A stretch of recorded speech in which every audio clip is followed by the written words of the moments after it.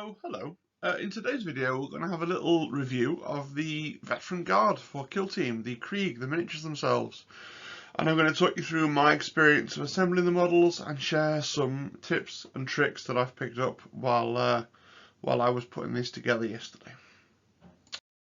So the first thing with putting together a kill team, especially one of the kind of plastic kill teams, the ones that have come in the boxes, is to go back and look at the rules and work out what it is that you're aiming to build, because Games Workshop don't always make it the simplest thing to build the optimal thing that you'll need for the game. And this is one of the things that I think is quite specific to the Games Workshop hobby. The way that you build the models has a direct effect on the game. In a lot of other tabletop games, you'll build the miniatures by following the instructions and you'll have the game piece, and then you won't there's no chance that you'll have built it wrong if you follow the instructions. Whereas, as we know, as kill team players, there are lots of Wargear options, some of which are on there to trick us into building the wrong thing, because the kits will one day be used for other games for 40k, and they have other options on there that we have to be aware of. So, I'm sure this is not news to anybody really, but for anybody that has come across it that's never played Veteran Guard, you want to have a little look at what's in the book in terms of what they can take. So we're just going to quickly run over that. This isn't a rules review, it's a miniatures review, but we're going to have a quick run over what you can take. So a Veteran Guardsman kill team, it says here, so we are up here on this side first of all. A Veteran Guardsman kill team consists of 10 Veteran Guardsmen and 1 ancillary support option. We'll go through the ancillary support option now. Ancillary support, basically, you have the choice of taking various different kinds of off-board artillery, like one-shot guns, essentially, or you can take 4 trooper veterans, which means that you take 4 extra of the basic trooper veteran with the lasgun. Okay, essentially, everybody that plays these competitively agrees that the optimal pick is to take the extra 4 trooper veterans. So actually it says you've got 10 guardsmen, you're going to be running this with 14 guardsmen, which means that you're going to need 2 boxes, which is exactly what we're building today. We've got 2 boxes worth of Kreig because we want a minimum of 14, and therefore we don't want to run 10. In a lot of ways, I think you can view the ancillary support rules and the fact that you have the option of taking things other than the 4 veterans, the 4 extra troopers, as a way of trying to make it workable out of the box with only 10 models in the set. But to play it well, to get the best results, you're going to need those two boxes. So we're going to go through with 2 boxes. We're going to build more than 14. We're going to end up building 19 guardsmen, I think. So we're going to have our sergeant. We look at our sergeant's options. He can have a bolt gun and a bayonet, a bolt pistol, las pistol, a plasma pistol, and a chainsword or power weapon. So there's no points cost in kill team, so we're just going to make the best things. We're going to go for the plasma pistol and the power weapon because we know how powerful plasma pistols are, and we may as well take a power weapon because it's better than a chainsaw. Okay. Right, so then we look at the 9 kinds of veteran guardsmen that we can have. We've got that option of trooper veteran. Well, we're going to make 4 trooper veterans for our ancillary support. We're not going to make any other trooper veterans though, because we're never going to take the 4 that we have to take as bog standard troopers as part of this rule here. We're not going to take any as our picks, our 9 picks from this list. We're going to go on to the confidant veteran. So the confidant veteran is like a second in command, basically, and he has some cool rules that can let him act like a second in command. So he's got a lot of the same options as the sergeant veteran, except he hasn't got that best loadout, that plasma pistol and power weapon loadout. He can choose between the bolt gun loadout or the bolt pistol or las pistol and chainsword loadout. Well, we can discount the las pistol as being useful because a bolt pistol it does everything a las pistol does but better. But choosing between the bolt gun and the bolt pistol and chainsword loadout is actually a choice, right? They do different things, they do different jobs. Sometimes you're going to want to be slightly better in combat. Sometimes you're going to want to have the longer range. So if possible, we're going to build both. We're going to build 2 different confidants. We're going to build a confidant with a bolter, and we're going to build a confidant with a bolt pistol and a chainsword.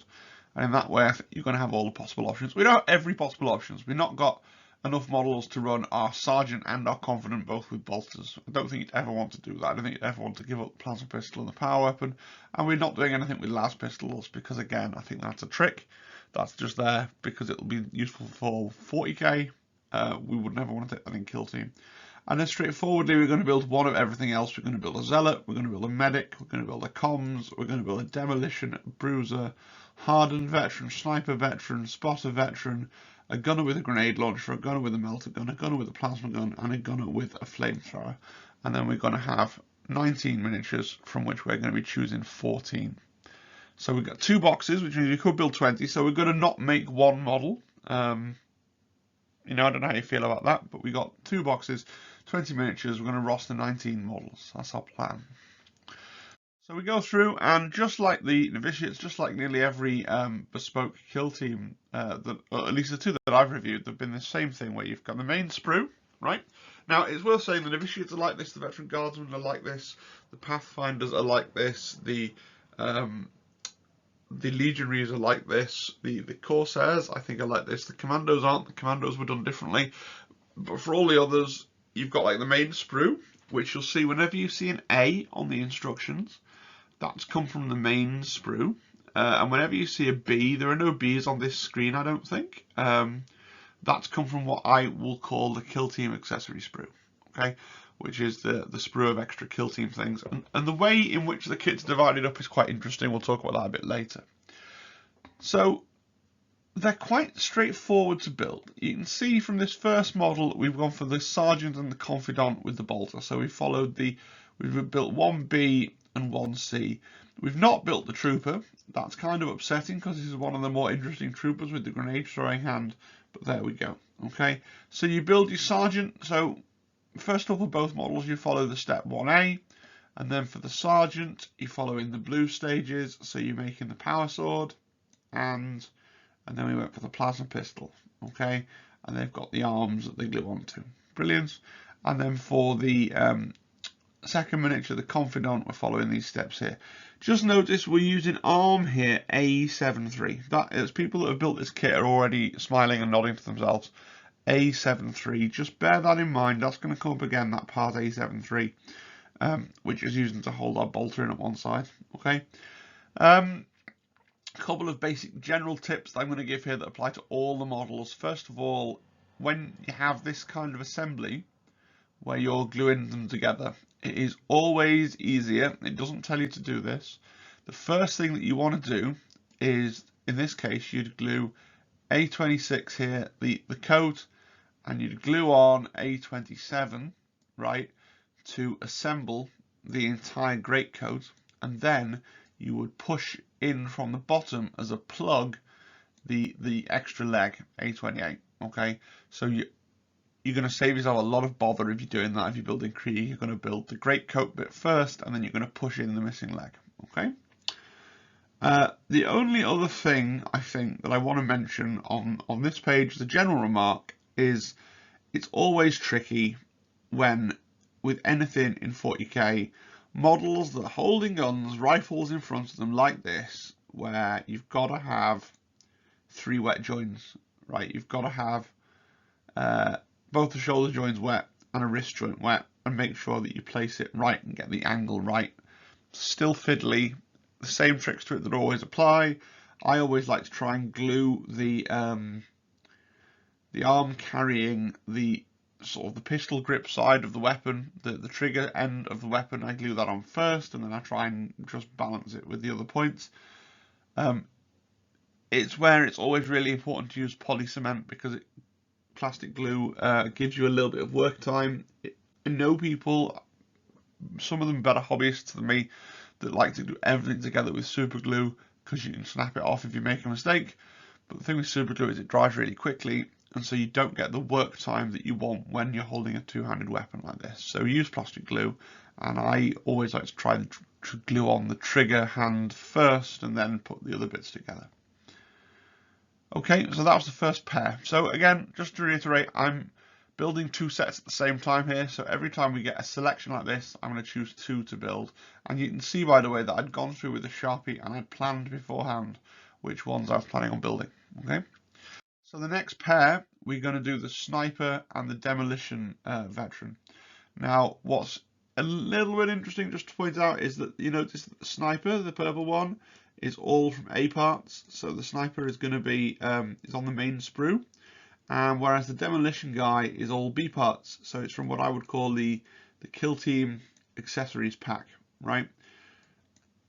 I don't know. I'm speculating. We are still waiting for the Codex Imperial Guard for Warhammer 40,000, and I think when that Codex comes out, they're gonna make Kreig the main kind of infantry. I don't think they're gonna get rid of Kazachans and Cadians necessarily, but I think they're gonna make Kreig the main sort of front and center poster infantry. And I wonder if at that point they're gonna sell the infantry set for the Kreig without Sprue B as a basic infantry set. I think you're to be able to buy the Kill Team branded box with the B sprue in, whether they're going to have the two sets going at the same time, which I think, correct me if I'm wrong, is currently the case for Pathfinders. They are available in 40k packaging without the extra sprue, and Kill Team packaging with the extra sprue. It's not the case for novitiates, I don't think. They've never released novitiates as a 40k unit without their extra sprue, even though you definitely don't need that extra sprue in their 40k rules. And we'll see when I think the Corsairs are only available in the one box, so we'll see how it goes. But they're obviously, even with novitiates, where it turns out they're only selling them in the one format, the rules certainly are set up. So I think we can predict certain things about the eventual 40k rules. If you're a 40k player, if you're interested in that, we can predict certain things because of how the sprues are laid out. So I will say, I'll go on a limb and I'll say that a sniper is something that you're going to be able to include in an Imperial Guard squad in Warhammer 40,000. I will say a demolitions guy probably isn't because he's on a bonus sprue. Could be wrong about that. The demolitions guy's a really lovely miniature. I really like him. It's really amazing to me, from the same kind of base pose and sort of build, how different they managed to make these models look. The demolitions guy has this whole extra, this piece B1 that I think is really cool, this extra sort of piece of front armor. He has a different head that goes around his, sort of curls around his chest plate. He has this really complicated backpack with all these different pieces on. And he has the mine that slides under him there, and this sort of pipe bomb thing that slides onto this corner there. It's really cool. Sniper looks good as well. It's a lot more simple though. I think it's really interesting. Again, the thing I was saying about the sprues, you know, if the A sprue is what we're going to have as our standard Imperial Guard squad, and then the B sprue is where they can go nuts with all the extra kill team bits. Alright, moving on to the next pair. So the next pair with the spotter and the medic. So there's quite interesting things to say here as well. You can actually make two medics in this set. This is the first medic that you get the choice of building, and this medic, everything is from the B sprue. Okay. I like this medic better of the two because I think he's got more interesting pieces. He's got a bit more story to what he's doing. He's loading his kind of Northesium. It's not quite a Northesium, that's not what Space Marines have, but it's that Northesium style thing that all the medics now seem to use in 40k. He's loading that up with some kind of medicine. He's got a special hat there with the Medicae symbol on it, the other medic, and the little kind of loudspeaker thing. The other medic doesn't have the special medic hat. Okay, I think he's a better medic. For some reason, now this is something I don't understand. On the B sprue, there is the instructions here tell you to build the little doctor bag on a separate base. I did not build the doctor bag because from all my reading, there's no purpose for it in Kill Team. If when the 40k Codex comes out and I decide to do an Imperial Guard army, there's magically a purpose for it, like it's a marker for a one-use ability for a resurrection or something like that, I'll take it back out and build it. I think at the moment though, building it and bringing it to Kill Team games would just confuse my opponent. It would confuse me. I wouldn't know what was going on with it.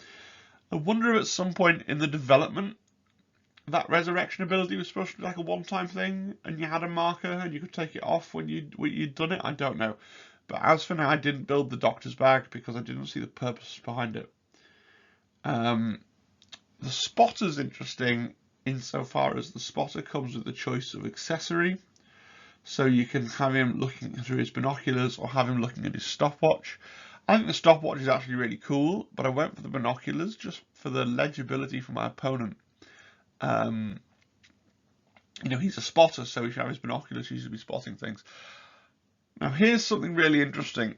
There is a comms in this set. We're going to get to the comms later. The comms is on the B sprue. The spotter is on the A sprue, right? And he's got a comlink style backpack as well. He's got a backpack which looks like it has a radio in. I wonder if the spotter, as we call him in Kill Team, is going to be the comms type officer for the Kreig, for the basic infantry squad. And then the comms guy on the Kill Team accessory sprue might be like the Master Vox that you'd put in a command squad. I don't know. But it's really interesting that the spotter, along with the special weapons, is actually on the default sprue, the A sprue, not on the B accessory sprue. Okay? Interesting. I think so. I genuinely think he's going to be that miniature. Perhaps is going to be the generic comms guy for the guard squad in 40k. So Trooper 1 and the flamethrower. So no real choices here. These are both models from the A sprue. I need 4 troopers. I need to finish the build with 4 troopers. So this is the first trooper I built. Yeah, trooper, flamethrower. Follow the instructions. No real problems or gotchas. I love, by the way, the bayonets. So there's enough bayonets for every model to have a bayonet, more or less. They either have a bayonet hanging off their backpack or they can have a bayonet on their lasgun. I love the inclusion of the bayonets. I think that's really cool. Yeah, not much to say about these. The flamethrower is a really nicely put together model with his backpack and his hose, and it lines up really nicely, as you'd expect from a modern Games Workshop kit. Yeah, no real complaints there. Nothing really interesting to say about that pair of models, though. We get on to the next set. So here's the first time where I didn't build something. Here we've got the choice to build the Trooper Veteran or the Medic Veteran. And because, again, I'm building 2 sets at the same time, well, I wanted Trooper number 2. I wanted my second Trooper. I didn't need my second Medic. Now, this is a much simpler Medic. And it's the Medic that I think a lot of people will have built if they have bought one box and built it and played some games with it and then bought the second box, because this Medic replaces a regular Trooper, as opposed to the previous Medic. If you're building one box, it would replace the Sniper, was it? And snipers are really awesome and everybody's going to want them, so a lot of people are going to end up with this Medic. This is a much simpler Medic. This Medic uses Medic parts that are from the A frame, so A61, A62 are from the A sprue. He doesn't have a special hat, he doesn't have more special pieces, and then he's got his arm holding his lasgun here, A57. I therefore think that the Imperial Guard Infantry Squad is going to gain the option to purchase a Medic as part of its thing when the Imperial Guard Codex comes out. Because I think it's relevant that that is on A sprue, that version of the Medic. I don't know why they felt the need to give us a more complicated Medic for Kill Team. I'm kind of leaning towards the idea that maybe the Kill Team sprue is going to do double duty as a kind of a command squad upgrade, and maybe we've got like this is like the line infantry medic, and the other medic with it, maybe with his bag, maybe it has uses in 40k in the new codex. Maybe he's like the command squad type medic, the master medic, the chief medic, who knows. But interesting. It's interesting that there are 2 medics. Interesting that medics go across different sprues. I didn't build the medic here. This is in fact the model that I didn't build at all, so I've still got him on the sprue. I could come back and I could build another trooper like this. Or if I decide to do a guard army where 40k comes out and I want to go back and build the medic, I've got the pieces that can do that. But for kill team purposes, you don't need 2 medics, so you choose which one you want. I think what I've done is the optimal way for people that have the 2 boxes when they get started. I think if you build one box, play with it for a bit, and then you decide to get the second box, you're going to end up with this medic a lot of the time, because you'll want the sniper as well. Plasma and comms. So there's not much to talk about here, except that the way... So you can... Right. Gunners. This is the plasma gunner, and then you build him, and you actually get the choice of giving him the plasma gun or the melter gun. There is a second gunner coming up, which also has the choice of plasma gun and the melter gun. I built this one as the plasma because he is kind of static. and I built the next one coming up as the melter, because the melter is running forwards and the melter is a more short range weapon. I just want to point out, here's this A73 again. So with your counting, we've used an A73 to build our confidant bolter, and now we're building an A73 using an A73 arm to build our plasma gun. We got 2 sets. We got one A73 per set, so that's no problem. And then we've got our comms. Again, this is using loads of extra pieces. You can see how much extra complexity the miniatures have when they are the ones that are using the kill team accessory pieces off the B sprue. He's got loads of pieces. He's got this really complicated backpack. He's got his little order papers, his little map that he's reading. He's got a cool flare pistol that I'm a bit inconsistent. I always drill out bolters and I never drill out las guns or plasma guns or melter guns, because I feel like they're energy weapons, so they'd have like a plate where they like the energy kind of comes off the plate. They'd have like a light bulb essentially, where they'd shoot out the energy, whereas I feel like a flare gun is shooting a big solid flare, so that needed drilling out, right? I know some people will say, oh, you've got to drill out las guns and you've got to drill out. I think plasma guns look kind of bad when they're drilled out. I don't know. I think it makes more sense as a kind of like that's the flat end of the projection plate in my head. I know there is probably art out there where it's a hole. I think part of the problem comes from the fact that melter guns look really funny when they're drilled out, because the plastic ends up being really thin. So, but I always write bolters. I always write anything that obviously shoots a projectile. And if they were auto guns, I'd drill them out, but they're las guns, I don't drill them out. That's just me. That's just my way of thinking when it comes to drilling barrels. I'm sorry, nobody asked for that little insight, did they? Let me know in the comments, would you drill out a melter gun? Would you drill out a plasma gun? Would you drill out a las gun? Do you think I'm wrong for not? Or do you drill out nothing? I think I'm the only person I know that has this bizarre stance of only drilling out weapons that shoot physical projectiles. But that's what we do. That's what I do. I don't know why. I'm a maverick, I guess. Plasma and comms. We're going to move on. So, next one. Here's the grenade launcher and the zealot. So again, I really like the grenade launcher in this kit, by the way. A lot of Games Workshop grenade launchers in the past have looked kind of weird, like a weird space alien thing. This actually looks like a grenade launcher, like soldiers would use. That's really cool. You can't see, by the way, this barrel is drilled out, right? Because it shoots a big fat grenade, so it's got to be drilled out. Yeah. The zealot's really cool. Again, the zealot is using parts from the B sprue.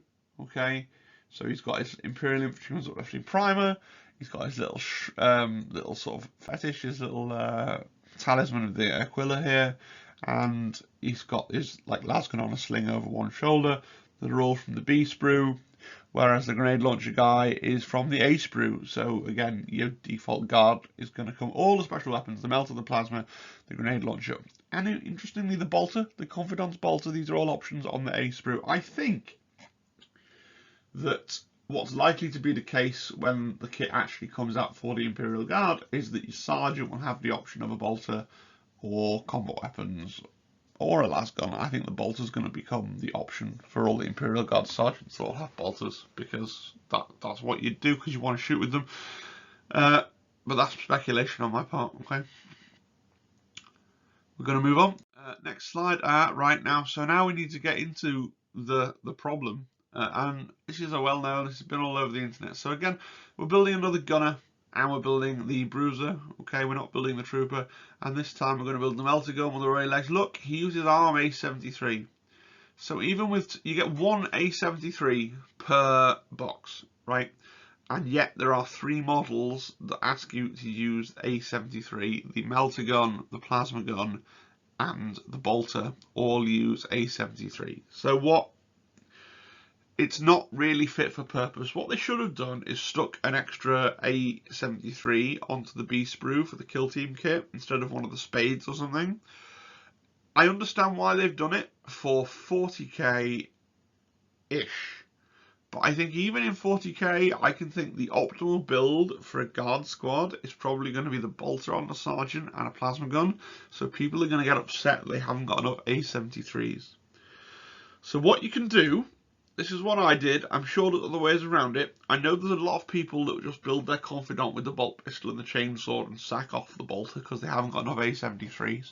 What I did was I used, so this piece here, and you can see where I've just drawn there. In fact, I'll rub it off so you can have a proper look. I'll do a little circle. You can see there's a little bit of green stuff there because there's a little bit of a gap there because the arm that I got isn't quite the right shape. Okay, so what this is it's the spare arm from the second flamethrower, because obviously I got two boxes, so two flamethrowers. So cut away the arm from the flamethrower, cut away at the wrist. Like in this zoomed in photo, you can kind of see, maybe I need a little bit of green stuff there.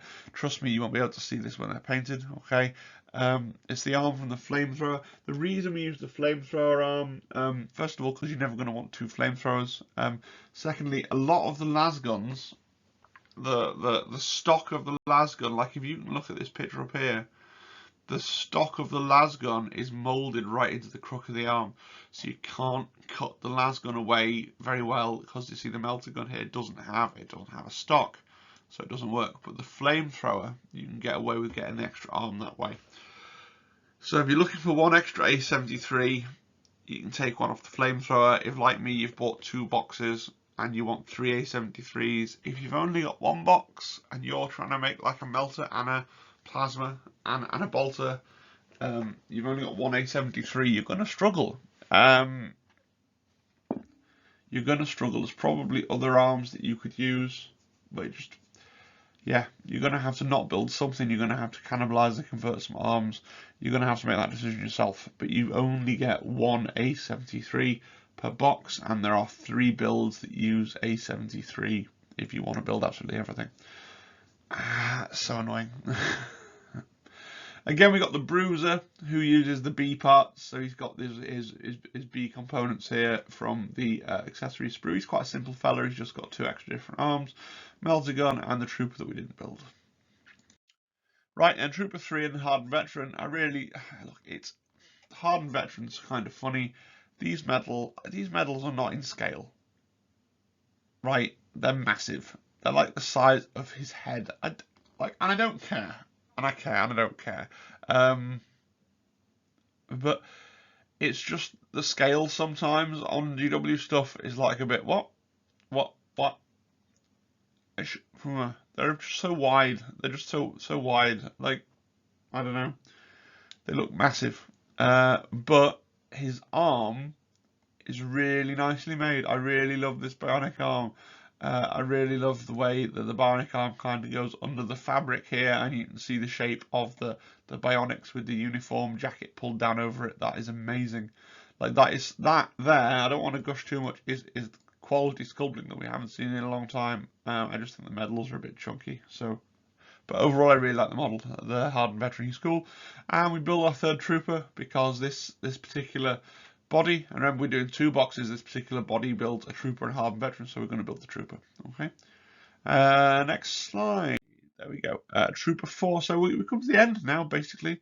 And the 10th instruction set in the box. Remember, the box builds 10 guys, and for each guy, we've been building 2 guys, except for the one where we didn't build. We built 1 guy because we've only built 19 guys. I explained this at the start. Last guy just builds a trooper, just builds this guy. I then decided to kit bash a confidant using the spare sergeant arms on the trooper body to give myself the option of a bolt pistol and a chainsaw, so I can choose any of the specialists, and I've got 2 options for my confidant. I can either have him with a bolter, or I can have him with a bolt pistol and chainsaw, depending on what I want to do. And then I've got all the other things. I only got 1 loadout for my sergeant because he has clearly a best loadout, and then I've got 4 troopers, and I think that's the way to do the box. I've got 1 guy spare that I could make a trooper or a medic or kit bash into something else. Probably going to save him, like I say, to see if the 40k codex comes out, if I want something to make the models have 2 purposes, like a little combat patrol or something. Maybe I'll go and make the 20th man or something else. But for kill team, and correct me if I'm wrong, tell me in the comments, I think you only need a maximum of 19 models. I don't think there's a useful 20th model that you can roster. The last stage in the instruction booklet is to go back all the, and you may have noticed some inconsistencies, to go back on all the models that you've done and to put on any of these accessories that you want to put on. It doesn't tell you where to put them. It gives you some suggestions for a couple of them. I couldn't get these pickaxes to go on anywhere that look good. Like they show them going on the belt here. I left them off because I couldn't make them look good. Generally, I went quite hard on accessories though for these guys. It's one of those things you come back and you think, I'm going to have to paint all those. I'm going to have to paint these little cups. But a lot of people leave off this step. They get to this step and go, no, I don't need to do it. I'll leave them. It's personal choice, isn't it? Some of these pouches, the sort of pouches that go here, you'd have seen this on the previous slides. They do look a bit big. I don't know. The grenades look really cool. I kind of didn't want to use all the grenades because I can always find a use for a spare, just a grenade that's not attached or anything. But I did because the grenades look really awesome. So, yeah. All in all, I think it was a great kit. I really enjoyed building it. The only real builder's tip that I can share is the legs. I would put the greatcoat together and slot the leg in the bottom. And then there's just the thing. A73, and the fact you only get one per kit, and there's 3 builds that want it. Knowledge is power. It's not insurmountable. A little bit of conversion, a little tiny bit of green stuff, and I got there. A lot of people are going to be wondering, why am I reviewing Kreig now when we've had, you know, these came in the launch box that came in Octarius. I bought them. I traded my orcs, my Octarius orcs with Zimbad for a second set of Kreig. So I've had 20 Kreig sitting under my desk in that time. I moved house and all sorts of other things. I just felt like building something. You know, I've been feeling a bit low recently. I've not, you know, just feeling a bit kind of. I have a real thing where I enjoy video games, but if I spend days and days and days playing video games, I don't get the same. Like, I get a real mental uplift from doing hobby. I get a real kind of, I've done something and I've produced something and I can look at the thing that I've produced and that makes me feel good. Whereas if I read a book or watch a film or play a video game or just do something like that, I enjoy it immensely while I'm doing it. But then I'm left with a kind of emptiness afterwards. I feel like I've not really accomplished anything. I don't know. And it's that feeling of accomplishment. I need that to kind of feel happy. I don't know. So I need to do some hobby. I've got plague greens on my desk that I should paint, but I got into that thing where if I'm really tired, I can't paint. I can't focus on it. I can't get started on it. I can't begin to think what I was doing. But building is kind of mindless. It kind of just follow the instructions and build, and I still feel fulfilled by it. So I just wanted something to build. I look around my room and I'm like, what am I going to build? What am I going to build? Oh, I'll do these Kreig because they're cool. Kreig are cool. I don't know if it's because I'm not going to pivot into maining guard. I'll try and get them painted up and play them in a couple of games. It is perhaps, like I've said before, the kill team that sort of my little meta here of myself and Mrs. Tabletop Impulse and Zimbad. None of us play Vet Guard, and then up north, some of the guys on my Discord that I went to university with that I see a couple of times a year, so none of them play Vet Guard either. So Vet Guard is something that I've only ever really come across playing into them at a tournament, usually against someone that is really good, because Vet Guard are one of those teams where if you crack them, if you're really good with them, then you can dominate competitive gameplay. Future videos, I've kind of painted myself into a corner. I am running out of things to talk about in terms of I am running out of thoughts that I randomly have about Kill Team. You know, those kind of shower thoughts videos, there's almost nothing new that has occurred to me just yet. Obviously, there's going to be more stuff, and maybe I'll read some rumours as we get into that cycle of getting closer to the next box, but it's like, it goes in peaks and troughs in terms of the stimulus there to kind of get that stuff out. And so at the start of the game, brand new rulebook, there was loads of stimulus, and now things are more settled, there's less stimulus. What I'm probably going to do is it's kind of going to follow 3 strands, the channel, from now on. Maybe 4 strands, I guess. When I put together a kit like this, or terrain, or something that was released purely for Kill Team, then I will do this kind of review of the miniatures. When I finish painting something, I'll do a little showcase video. When I can, I will continue to try and get through my rundowns of the rules, where I go through with the pictures of the cards and tell you what's going on and what I would do as a sort of introduction to that team. I'm going to try and get back onto battle reports. So I had a little bit of a thing where I didn't put any battle reports up for ages, and then I was quite happy. I was planning to do one on Friday.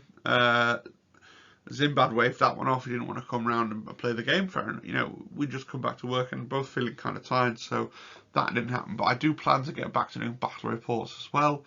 And hobby products. So I've bought some AK Interactive.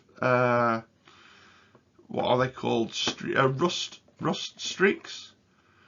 I've not used this stuff before. This weathering stuff, this enamel stuff, and you use kind of white spirit to play with it. And I've also got some pigment fixers. So I've been playing with Forge World pigment powders for years, but I've just been kind of getting them on there with spray varnish. I've got some actual brush on pigment fixer. I'm going to play with these Plague Marines with that, and I'll give you a video on that when I've got to it. All that's left for me to say, if for some reason you've watched my video and you've actually gone, oh, I really want to pick up the Kreig or the second box of Kreig or whatever it is, please remember the Element Games link in the description, or the Noble Knight Games link in the description if you're in the US. Helps out the channel a little bit. We have a Discord. It goes in peaks and troughs of activity, but it's quite busy, you know, so please do have a look if that's something that you would be interested in. And yeah, just if you can like the video, like the video. If you're watching this and you're not subscribed, and somehow the sort of nearly 40 minutes of me rambling on is something that you'd like, then please do subscribe. It's the #1. Better than liking, better than commenting, better than buying stuff from Element Games. The #1 thing you can do to help my channel right now is to make sure you are subscribed, because magic things happen when you get to 1,000 subscribers, and we're at like 350 something. It's funny because I teach computer science, and a lot of the kids that they want to be YouTubers and they've got YouTube channels, and you're like, oh, I've got a YouTube channel, and they're like, oh, what's your YouTube channel? Like, I can't tell you because you're not allowed to follow me on social media, you know, students and things. But they say, oh, how many subscribers have you got? And I'm like, oh, not that many, and I've only got like 300. And they're really impressed, so I should be really impressed. The kids said to me, like, you say that like it's not a lot. I'm like, well, I really want to get to 1,000. And they say, well, yeah, but still, imagine if all those people came around to your house. It would be like, how many people would that be? So, no, I am kind of blessed, aren't I, to have so many people that care about what I have to say about this absolute bobbins that I'm rambling now. But I thank you for listening, and thank you for taking an interest. That means a lot to me. Hope you have a fantastic rest of your day, whatever you're doing. I hope you enjoyed the video. Cheerio.